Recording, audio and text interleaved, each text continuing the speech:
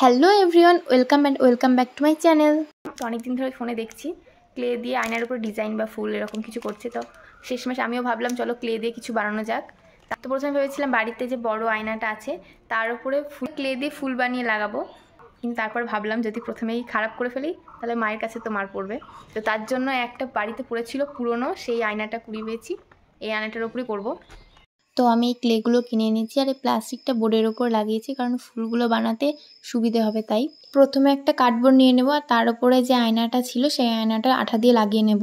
তারপর ক্লেগুলোকে একই মাপের কেটে নিতে হবে, তারপর হাতের সাহায্যে গোল করে নিতে হবে। তারপর পরপর ক্লেগুলোকে একসাথে আটকে নিতে হবে আর ক্লের সাথে যে স্টিকগুলো দিয়েছিল সেগুলো দিয়ে ক্লেটা ডিজাইন করে নিতে হবে। আর মাঝখানটা তো ক্লেটাকে গোল করে এভাবে দিয়ে নিতে হবে। তারপর বাকি ক্লেটা দিয়ে সেম এইভাবে ফুলগুলো বানিয়ে নিলাম। তারপর ফুলটার উল্টো দিকে আঠা লাগিয়ে যেরকম ডিজাইন দরকার সেইভাবে আয়নার উপরে লাগিয়ে নিতে হবে। তো আমার আয়না বানানো কমপ্লিট। তোমাদের এই ভিডিওটা ভালো লাগলে ভিডিওটাতে লাইক আর চ্যানেলটা সাবস্ক্রাইব করে দিও।